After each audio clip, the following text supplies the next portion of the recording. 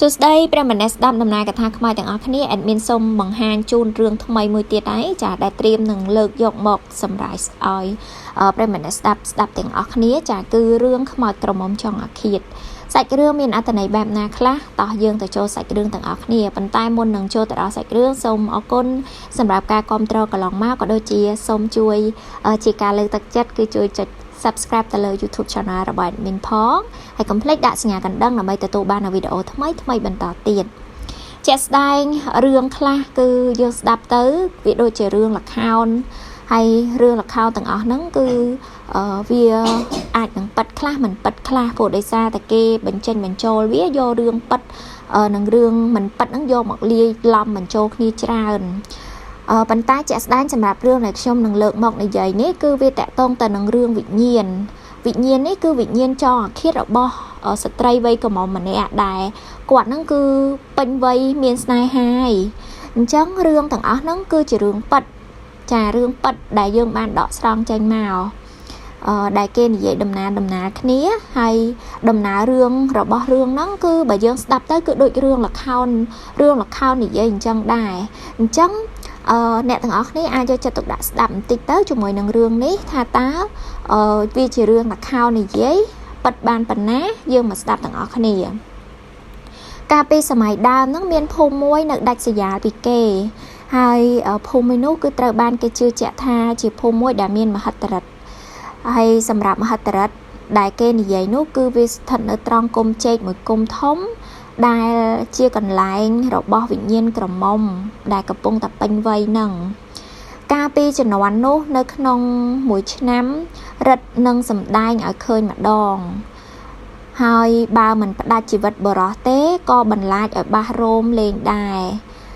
រហូតមកដល់សប្តាហ៍ថ្ងៃនេះទោះបីជាគុំចេកនោះមិនសូវសម្ដែងមហិទ្ធិឫទ្ធិឲ្យឃើញញឹកញាប់យ៉ាងណាក៏ដោយប៉ុន្តែអ្នកដែលរស់នៅម្ដុំទីកន្លែងនោះគឺនៅតែគោរពកោតក្រែងដដែលគឺមិនមែនទៅគោរពអីទេគ្រាន់តែថាមិនហ៊ានទៅធ្វើអីព្រោះខ្លាចវិញ្ញាណរបស់ស្រីក្រមុំនឹងចាបើតាម admin គិតណាហើយគេនៅតែធ្វើការសែនព្រេនទៀតដើម្បីមិនឲ្យនាងនឹងលងបន្លាចអ្នកភូមិណោះសែនព្រេនហើយនឹងរក្សាគុំចេកនោះទុកមិនហ៊ានកាប់ឬធ្វើឲ្យមានការប៉ះពាល់អ្វីទាំងអស់ឡើយវិញ្ញាណស្រីក្រមុំវ័យស្នេហ៍ហ្នឹងគឺនៅគុំចេកនោះមានរឿងនិយាយគ្នាជាបន្តបន្ទាប់មកថានៅត្រង់នោះគឺជាកន្លែងណាត់ជួបរបស់កំឡោះក្រមុំមួយគូហើយបរោះរបស់យើងហ្នឹងគឺមានឈ្មោះថានាយអាសុម៉ាណាសំទោស admin ច្រឡំអាសុម៉ានចាអានមើលអត់ចង់បែកភ្នែកហើយនាងក្រមុំនោះគឺឈ្មោះនាងហ្វាទីម៉ាចានេះមិនមែនជាឈ្មោះរបស់ជនជាតិយើងទេតែជារឿងប៉ិតហើយស្ថិតនៅក្នុងប្រទេសគេ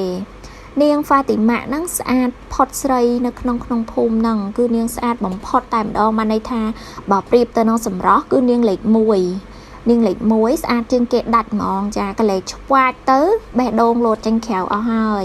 ជាពិសេសប្រុសយើងហ្នឹងហើយមានកូនអ្នកមានដែលគេ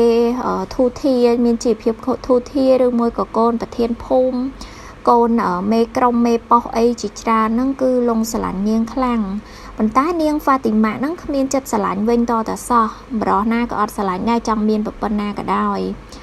ហើយនាងបែរជាទៅចាប់អារម្មណ៍កំឡោះត្រាច់ចោម្នាក់ដែលមកស៊ីឈ្នួលធ្វើស្រែឲ្យម្ចាស់ស្រែហ្នឹងនៅចិត្តខាងនាងទៅវិញ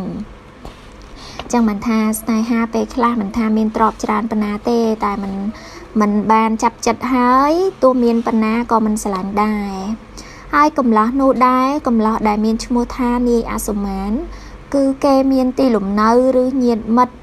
ឪពុកម្ដាយនៅទីណាក៏មិនដឹងដែរបានន័យថាគាត់គ្រាន់តែជាបរិសុទ្ធត្រាច់ចោមិនដឹងទីលំនៅច្បាស់លាស់ឪពុកម្ដាយញាតិមិត្តរបស់គាត់នឹងជាអ្នកណាទេអ្វីដែលនាងដឹងគឺត្រឹមតែជាកំឡោះម្នាក់ដែលឧស្សាហ៍ព្យាយាមធ្វើការងារគ្រប់បែបយ៉ាងទាំងអស់ដោយមិនរើសអើងហើយសម្រាប់បុរសអសុមានរបស់យើងគឺមានរូបរាងសង្ហាខ្លាំងចាហើយរាងកាយនឹងគឺមាំមួនសាច់ដុំកង់ណាប្រិមិត្តចឹងមើលទៅគ្រាន់តែយើងសម័យមើលក៏យើងដឹងថាអស់ចា bạn giấy admin chia sẻ cho chật còn đài ai mà dạng tiết cứ quạt che squat tiệp squat po squat côn squat to cứ squat khó squat trời bạn giấy cứ chia cầm lòng mà nè đại miên tàng rụp sầm bát lõ hai chữ mối nắng ơiភាពស្មោះត្រង់របស់គាត់ក៏ដូចជាសុជីវធម៌របស់គាត់ដែរនាងហ្វាទីម៉ាហ្នឹងក៏បានទៅពិធីបុណ្យនោះជាមួយនឹងឪពុកម្ដាយរបស់នាងដែរគឺមានពិធីបុណ្យមួយនៅក្នុងភូមិហ្នឹងហើយជាក់ស្ដែងអាចមកពីបុព្វេសន្និវិហើយដែលធ្វើឲ្យនាងហ្វាទីម៉ាហ្នឹងចាប់អារម្មណ៍ទៅលើនាយអាសូម៉ានដែលជាកូនឈ្នួលហ្នឹងគឺគ្មានពេលទំនេរឬមួយក៏មានពេលខ្លះត្រូវនាយអាសូម៉ានមិនបានសម្ដែងអាការៈខឹងឬមានប្រតិកម្មតបតណាមួយទៅលើរូបនាងវិញដែរនាយនៅតែញញឹមទទួលពាក្យចេស្ដីពីម្ចាស់ឬសុំទោសម្ចាស់ថែមទៀតនៅពេលដែលម្ចាស់ស្ដីឲ្យហ្នឹងគឺនាយអាសមាហ្នឹងគឺមិនដែលបង្ហាញអាការៈខឹងច្រឡោតឬមួយក៏ប្រតិកម្មតបតអីទេគឺគាត់គឺជាមនុស្សដែលបាននិយាយចំទៅគឺអោនលំទោនខ្លាំងមែនតែនទោះជាខ្លួនរបស់លោកហ្នឹងខុសឬក៏មិនខុសក៏ដោយព្រោះថាលោកនាយអាសមាហ្នឹងគឺដឹងថាលោកគ្រាន់តែជាកូនឈ្នួលរបស់គេទេអញ្ចឹងខុសឬត្រូវគឺខ្លួនឯងត្រូវតែសុំទោសសុំអភ័យទោសហ្នឹងគឺពីម្ចាស់ច្បាយងាររបស់ខ្លួនឯងពីមួយថ្ងៃទៅមួយថ្ងៃហ្នឹងគឺដោយឃើញទង្វើរបស់នាយអាសមានគួរជាទីគាប់ចិត្តបែបនេះនាងគឺកាន់តែពេញចិត្តទៅដល់នាយអាសមានហ្នឹងជាខ្លាំងបំផុតតែម្ដងហើយនៅពេលដែលពិធីបុណ្យនេះឯងមានក្របីឡើងមកមួយក្បាលបោលចូលចំពីមុខផ្ទះបានបំផិតបំភ័យភ្ញៀវដែលមកចូលរួមក្នុងកម្មវិធីបុណ្យនោះឲ្យស្រន់ស្រាវគ្រប់គ្នាសូម្បីតែកំឡោះជាច្រើនអ្នកហ្នឹងដែលកំពុងតែឈរចែកចាយចង់នាងហ្វាទីម៉ាហ្នឹងក៏នាំគ្នារត់អស់ដែរនៅពេលដែលឃើញក្របីឡើងមកបោលស្លេវចូលមកអញ្ចឹងនាងហ្វាទីម៉ាភ័យស្រិនស្លាវមកឡើងស្លេកស្លាំងខ្លួនហ្នឹងគឺឈររឹងអស់លេងហើយឈានជើងទៅណាក៏អត់រួចដែរហើយនៅពេលដែលក្របីនោះកំពុងតែបោលសម្ដៅចូលមកយ៉ាងសាហាវមែនតែនហ្មងនិយាយទៅក្របីដែលវាឡើងក៏គឺវាបោអត់មានគិតអីទេសំខាន់គឺឲ្យតែឃើញមនុស្សម្នានៅណាកន្លែងណាទៅវាគឺវាបោទៅហើយមួយប្រពេចភ្នែកប៉ុណ្ណោះគឺនាយអាសមានហ្នឹងក៏រត់ចូលទៅព្រមជាមួយនឹងដំបងមួយហើយបានឈរស្កាត់ក្របីឈួតនោះមុននឹងវាមកដល់ខ្លួនចិត្តខ្លួនរបស់នាងហ្វាទីម៉ានៅសល់ប្រហែលតែ 2-3 ជំហានទៀតប៉ុណ្ណោះក្របីហ្នឹងគឺមកដល់នាងហ្វាទីម៉ាឯងតែត្រូវនាយអាសមានហ្នឹងមកតន់ក៏ដាក់មួយដំបងក៏ដៃនោះហើយចំក្របីរហូតដល់ដំបងនោះបាក់ទៀតចាគឺដំបងមួយដែលគាត់កាន់ប៉ិនក៏ដៃណាបងប្អូនចាហើយបាក់វាយនឹងបាក់ទៀតតែក្របីហ្នឹងគឺវាកំពុងតែឡើងក៏និយាយទៅវាសាហាវខ្លាំងគឺវាស្រែកលាន់ដូចគេយកកបិតហ្នឹងមកចាក់កវាអញ្ចឹងហើយវាក៏ដកថយវិញភ្លាមដែរព្រោះដោយសារឈឺចាប់ខ្លាំងណាមកយើងគិតទៅមកដបងប៉ិនកដៃហើយវាយឡើងបាក់គឺកម្លាំងនាយអាសមាហ្នឹងគឺខ្លាំងមែនតែនចាខ្លាំងមែនតែនតែម្ដងហើយចំណែកងាកមករកសភាពបរិបរបស់យើងនាយអាសមានវិញគឺខ្ទៀតទៅដោយសារតែកម្លាំងរបស់ក្របីវត្តនឹងប៉ះដំបងនឹងហើយភ្លាមហ្នឹងគឺម្ចាស់ផ្ទះក៏កែនមនុស្សឲ្យមកទប់នឹងក្របីសាហាវនោះដោយប្រើកាំភ្លើងបាញ់សម្លាប់វានៅនឹងកន្លែងតែម្ដងនិយាយទៅសភាពរបស់យើងហ្នឹងគឺគេហៅថាបរិជីសេះសណាមកវាយកបីគឺគាត់ខ្ទៀតទៅដែរចាដោយសារក្របីវត្តព្រោះវាផ្អើលវាវត្តវាឈឺវាវត្តហើយនៅពេលនោះដែរគឺឪពុកម្ដាយរបស់ហ្វាទីម៉ាហ្នឹងគឺបញ្ញាប់ចូលមករកជួយកូនស្រីដែលត្រូវខ្យល់កដួលជ្រុបនៅទីនោះគឺនាងភ័យស្រន់ស្លោតក់ស្លុតរហូតដល់ខ្យល់កដួលតែម្ដងហើយចំណែកឯនាយអាសមានរបស់យើងវិញក៏ត្រូវថ្លោះដៃមកខាងប៉ុន្តែក៏គាត់នៅតែអាចក្រោកឡើងបានហើយដៃមកខាងរបស់គាត់ហ្នឹងគឺត្រូវព្យាបាលអស់រយៈពេលច្រើនថ្ងៃមែនតែនទាំងអស់នោះហើយគឺជាចំណុចចាប់ផ្ដើមដែលធ្វើឲ្យនាងហ្វាទីម៉ាមានអារម្មណ៍នឹកដល់បុណ្យដែលនាយអាសមាននឹងបានជួយជីវិតរបស់នាងជាការពិតណាបើសិនជានាយអាសមានមិនប្រថុយស្លាប់ចូលទៅស្កាត់ក្របីឈួតនេះទេពិតជាជីវិតរបស់នាងហ្វាទីម៉ានឹងត្រូវបានបញ្ចប់នៅពេលនោះជាមិនខានព្រ ព្រោះអីវាមកហើយម្នាក់គឺកាត់ចេញអស់លេងមានតែនាយសុភាពបរោះរបស់យើងទេដែលបានចូលទៅជួយហើយបើរំលងពីនោះមកដែរគឺការមកសួរសុខទុក្ខនៅពេលដែលនាយអាសមានត្រូវព្យាបាលដៃថ្លោះហើយការជួបគ្នាជាញឹកញាប់ក្រោយពីដៃជីហើយនោះបានធ្វើឲ្យនាងហ្វាទីម៉ាព្រមទទួលស្គាល់ខ្លួនឯងថានាងបានសាងស្នេហ៍ទៅលើបរោះអសុមានបាត់ទៅហើយចានេះបើយើងនិយាយទៅមិនទាន់ទៅសាងស្នេហ៍អីទេព្រោះជាក់ស្ដែងខាងប្រុសមិនទាន់ដឹងយើងនិយាយថាលងស្នេហ៍វិញទៅលងស្នេហ៍គេម្នាក់ឯងមិនទាន់ដឹងថាគេស្រឡាញ់អត់ហើយជាក់ស្ដែងដែលអ្វីដែលនាងលងស្នេហ៍ហ្នឹងគឺដោយសារតែភាពជាកូនប្រុសពេញតួរបស់អសុមានយើងតែម្ដងចំណែកឯនាយអសុមានវិញនៅតែមិនទាន់ហ៊ានសម្ដែងចេញមកថាបេះដូងរបស់នាយហ្នឹងក៏ពេញចិត្តនាងហ្វាទីម៉ាឲ្យពេញចិត្តពេញថ្លើមឲ្យសម្បើមអស់ដៃអីទេដោយសារតែគិតថាខ្លួនឯងហ្នឹងមានឋានៈតូចទាបពេកខាងប្រុសគឺពេញចិត្តពេញថ្លើមខ្លាំងណាស់ស្រឡាញ់ខ្លាំងណាស់ចឹងអាចនិយាយបានថាសាងស្នេហ៍នឹងគ្នាតែមិនទាន់សារភាពកន្លងមកទៀតហ្នឹងដោយសារតែភាពស្និទ្ធស្នាលគ្នាញឹកញាប់ពេកហើយជាមួយនឹងពេលវេលាដែលកន្លងទៅហ្នឹងធ្វើឲ្យអ្នកទាំងពីរមិនអាចលាក់ទុកនៅអារម្មណ៍ដែលកប់ជ្រៅនៅក្នុងបេះដូងបានទេគេចាប់ផ្ដើមបញ្ចេញមកហើយទីបំផុតក៏បានសារភាពដល់គ្នានឹងគ្នាហើយនៅយប់មួយដែលគេបានណាត់ជួបគ្នានៅក្រោមដើមឈើក្បែរមាត់ផ្លូវសេចក្តីស្នេហាដ៏ធំធេងរបស់កំឡោះក្រមុំទាំងពីរនាក់នោះបានធ្វើឲ្យគេនឹងណាត់ជួបគ្នាជាញឹកញាប់ដើម្បីសម្ដែងនៅសេចក្តីស្នេហារវាងគ្នានឹងគ្នាធម្មតាទេអ្នកស្រឡាញ់គ្នាអ្នកខ្លះគេថាពេលស្រឡាញ់គ្នាស្រឡាញ់អូនបានត្រឹមឃើញនៅបបផ្ទះអូនក៏បានដែរតែអត់ទេជាក់ស្ដែងគឺតួអង្គពីរនេះគឺណាត់ជួបគ្នាតែម្ដងហើយការណាត់ជួបគ្នារបស់ពួកគេហ្នឹងគឺជាទូទៅនៅពេលយប់មួយពួកគេបានណាត់ជួបគ្នានៅក្រោមដើមឈើមួយក្បែរមាត់ផ្លូវគឺបាននិយាយឲ្យដល់ដូចដើមឈើដែលយើងបាននិទានពីដំបូងណាប្រិមត្តអ្នកស្ដាប់មិនយូរប៉ុន្មានអកំបាំងស្នេហារបស់ពួកគេហ្នឹងក៏បានលេចលឺទៅដល់ឪពុកម្ដាយរបស់នាងហ្វាទីម៉ាហើយសេចក្តីស្រឡាញ់ធ្វើឲ្យឪពុកម្ដាយរបស់នាងហ្វាទីម៉ាហ្នឹងបានបោះពាក្យសម្ដីយ៉ាងដាច់ខាតដល់ម្ចាស់របស់នាយអាសូម៉ានសូមឲ្យដេញក្បាលកូនឈ្នួលកំឡោះនោះចោលទៅបើមិនដូច្នេះទេនឹងកើតមានរឿងកាប់ចាក់គ្នានោះដែរពុកម្ដាយរបស់នាងហ្វាទីម៉ាហ្នឹងក៏បានបង្ខាំងកូនស្រីទុក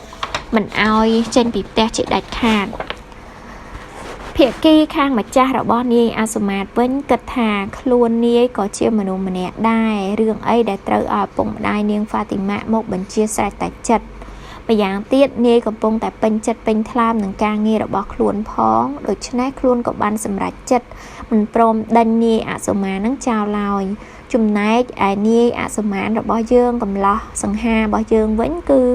បានព្រាត់ប្រាសពីរសជាតិស្នេហ៍ដ៏ផ្អែមល្ហែមជាមួយនឹងក្រមុំហ្វាទីម៉ាដែលជាទេពធីតាតូចក្នុងដួងចិត្តកំពូលស្នេហ៍គួរឲ្យសូរខ្លាំងមែនតែនគឺបានបែកគ្នាហើយព្រាត់ប្រាសពីគ្នាហើយព្រោះដោយសារឪពុកខាងស្រីហ្នឹងគឺចាប់បង្ខាំងទុកនៅក្នុងផ្ទះពេលប្រឡប់ម្ដងហ្នឹងគឺគេតែងតែរងចាំស្រីស្នេហ៍នៅក្រោមដើមឈើធំក្បែរមាត់ផ្លូវនោះជានិច្ចនៅកន្លែងដែលពួកគេហ្នឹងសាងស្នេហាជាមួយគ្នាជាញឹកញាប់គេព្យាយាមរងចាំនាងរាល់យប់គឺមិនដែលខានសូម្បីតែមួយយប់ឡើយប៉ុន្តែហ្នឹងគឺត្រូវបានខកបំណងរហូតព្រោះតែស្រីស្នេហ៍ត្រូវបានបង្ខាំងទុកគ្មានថ្ងៃលើកឡើងឡើយបាននិយាយទៅបែបជំនាន់ហ្នឹងមិនទាន់មានទូរស័ព្ទមិនទាន់មានអ៊ីមែល Facebook chat អីទេចាចឹងមានតែរងចាំហើយសរសេរសបុតទៅក៏មិនកើតដែរយប់មួយនៅពេលដែលនាយអសុមានឹងកំពុងតែអង្គុយបណ្ដែតអារម្មណ៍គិតដល់ក្រមុំហ្វាទីម៉ាម្នាក់ឯងស្រាប់តែនាយភ្ញាក់ផ្អើលយ៉ាងចម្លែកនៅពេលដែលសុកហ្នឹងស្រាប់តែឃើញគូស្នេហ៍កំពូលដួងចិត្តលេចមុខមកព្រមទាំងត្បិលខ្លួនចូលមកក្នុងរង្វង់ដៃរបស់គេនាងបរិយាយប្រាប់គូស្នេហ៍កំសត់ថារូបនាងត្រូវបានឪពុកម្ដាយបង្ខាំងមិនឲ្យចេញទៅណាឡើយថ្ងៃនេះនាងកិច្ចចេញពីកន្លែងឃុំឃាំងបានដោយសារតោងបង្អួចលោតចុះពីលើផ្ទះអូយព្រឺព្រួចហើយដល់កន្លែងព្រឺព្រួចហើយប្រសិនបើមិនបានជួបបងនៅទីនេះអូននឹងរងចាំមិនព្រមត្រឡប់ទៅវិញ ទៅផ្ទះវិញជាដាច់ខាតនាងបញ្ជាក់ការប៉ັດចំពោះស្នេហានៅពេលដែលពួកគេទាំងពីរនាក់កំពុងតែបដោះផ្ដងសេចក្តីស្នេហាដល់គ្នានៅទីនោះស្រាប់តែឪពុករបស់នាងហ្វាទីម៉ាជាមួយនឹងកូនស្រីកូនប្រុសពីរបីនាក់ទៀតបានមកតាមឃើញហេតុការណ៍ដ៏ធ្ងន់ធ្ងរគិតស្មានមិនដល់ក៏កាត់ឡើងនៅពេលនោះដែរឪពុករបស់នាងហ្វាទីម៉ាកន្ត្រាក់កូនស្រីចេញពីរង្វង់ដៃរបស់នាយអាសុមានរួចហើយក៏បង្គាប់ឲ្យកូនប្អូនចោមរោមកាប់នាយអសុមាននឹងស្លាប់នៅចំពោះមុខភ្លាមមួយរំពេចតែម្ដងពិតជានេះដោយសារតែគាត់ខឹងខ្លាំងមែនតើណាភាពជាពុកម្ដាយគឺចង់ឲ្យកូនល្អអូយអេដមីនព្រឺរោមប្រាប់ដែរនាងហ្វាទីម៉ានឹងត្រដួស្រែកត្រហោយំស្រវាចូលទៅអោបសពនាយអសុមានដែលជាសង្សារសែនស្រឡាញ់ស្មើជីវិតនាងយំទួញសោសង្រែងស្ទើរតែដាច់ខ្យល់ស្លាប់ហើយពេលហ្នឹងគឺនាងពិតជារន្ធត់ខ្លាំងមែនតែនហើយឪពុករបស់នាងនឹងក៏បានព្យាយាមកន្ត្រាក់រូបនាងនឹងអូសត្រឡប់មកផ្ទះវិញប៉ុន្តែនាងមិនព្រមទេនាងមិនព្រមលែងជាដាច់ខាតគឺនាងនៅតែអោបសពសង្សារម្ដូរចិត្តយ៉ាងណែនមិនព្រមលែងតតែសោះរហូតដល់ឪពុករបស់នាងខឹងខ្លាំងពេកក៏វាយទាត់ធាក់នាងរួចកន្ត្រាក់អូសយ៉ាងពេញទំហឹងនាងហ្វាទីម៉ាដល់កខ្លាំងពេកក៏ដល់ថ្នាក់ភ្លេចខ្លួននាងក្រោកឈរឡើងតស៊ូជាមួយឪពុកខ្លួនព្រមទាំងជេរចងគំនុំជាមួយនឹងពួកប្អូនថាប្អូនដែលបានជឿទៅតាមឪពុករបស់នាងនឹងព្រោះដៃសម្រាប់សង្សាររបស់នាងនៅចំពោះមុខបែបនេះមិនតែប៉ុណ្ណោះនាងក៏បានផ្ដន់ទោសឪពុករបស់នាងថាជាបុរសចិត្តអាក្រក់បំផុតនិយាយតែប៉ុណ្ណឹងនាងហ្វាទីម៉ាក៏ក្រលាស់ដៃរួចពីដៃឪពុកស្ទុះត្រូវទៅកន្ត្រាក់កំបិតចុងស្រួចពីដៃប្អូនប្រុសម្នាក់រួចបោះពួយសម្ដៅទៅរកសពនាយអសុមានទាំងបុកចុងកំបិតចូលក្នុងករបស់ខ្លួនលិចបាត់ដល់ដងអូយសាហាវចានេះគឺសេចក្តីស្រឡាញ់ធំធេងហើយនាងក៏ចាប់ផ្ដើមប្រកាច់អោបសពរបស់នាយអសុមានហើយក៏ដាច់ខ្យល់ស្លាប់តាមកម្ពូលស្នេហ៍ភ្លាមមួយរំពេចនោះព្រោះតែខ្លាចមានរឿងឪពុករបស់នាងហ្វាទីម៉ាបានបញ្ជាឲ្យកូនចាត់ការជីករំដាយកប់សពនាយអសុមាននិងកូនស្រីរបស់ខ្លួននៅពេលនោះតែម្ដងព្រមទាំងបញ្ជាឲ្យលាក់ដំណឹងនេះឲ្យស្ងាត់បើមានអ្នកណាសួរនាំដល់រឿងហ្វាទីម៉ាប្រាប់ថារត់ទៅតាមនាយអសុមានបាត់ទៅហើយក្រោយពីនោះមកការរីកចម្រើនរបស់ប្រទេសជាតិបានប្រែក្លាយតំបន់នោះបន្តិចម្ដងទីកន្លែងដែលវិញ្ញាណចង់អាឃាតរបស់នាយអសុមាននិងនាងហ្វាទីម៉ាក៏ត្រូវបានគេលក់ពីម្ចាស់មួយទៅម្ចាស់មួយទៀតដើមឈើធំដែលនៅក្បែរនោះក៏ត្រូវគេកាប់រំលំយកទៅសង់ផ្ទះសម្បែងអស់ជប់មួយស្ត្រីម្ចាស់ផ្ទះដែលរស់នៅលើភូមិនោះក៏បានយល់សប្តិថាបានអ្នកកាប់ដើមឈើនេះទៅហើយសូមអ្នកដើមចេកជំនួសគល់ឈើនោះមួយគុំវិញផងហើយអ្នកត្រូវការពារត្រង់នោះកុំឲ្យអ្នកណាចូលទៅរំខានជាដាច់ខាតកុំឲ្យកាប់ដើមចេកនោះចោលបើវាមានផលអាចកាត់យកទៅតាមសេចក្តីត្រូវការតែប៉ុណ្ណោះយើងត្រូវការរស់នៅជាមួយគ្នាយ៉ាងមានក្តីសុខនិងសូមកុំមានអ្នកណាម្នាក់ប្រឆាំងឬរំខានយើងទៀតស្ត្រីដែលសុបិននោះមានការផិតភ័យណាស់ក៏ចាត់ចែងដាំដើមចេកឡើងតាមការសុបិនហើយអ្នកដែលរស់នៅក្នុងភូមិនោះគឺក៏មានការរីកចម្រើនរុងរឿងនិងមានសេចក្តីសុខរហូតរៀងមកគ្រួសារដែលរស់នៅទីនោះសប្តាហ៍ថ្ងៃគឺគេជឿជាក់ណាស់គេនាំគ្នាខំរក្សាគុំចេកដ៏ធំនោះមិនឲ្យអ្នកណាទៅរំខានតតែសោះថ្ងៃល្អខែល្អគេនឹងបង្ហាញខ្លួនឲ្យឃើញជានិច្ចម្ចាស់ភូមិនៅទីនោះប្រាប់សប្តាហ៍ថ្ងៃនេះប្រសិនបើមានអ្នកណាមិនជឿចង់ទៅសាកល្បងកាប់ដើមចេកនោះចោលពិតមែនជារិទ្ធអំណាចគឺនឹងបហាឲ្យខ្សែជីវិតភ្លាមតែម្ដងកន្លងមកក៏មានអ្នកធ្លាប់ស្លាប់ដោយសារតែមិនព្រមជឿនឹងជាច្រើនអ្នកមកហើយព្រោះតែគេនឹងទៅរំខានទៅកាប់ដើមចេកនោះចោល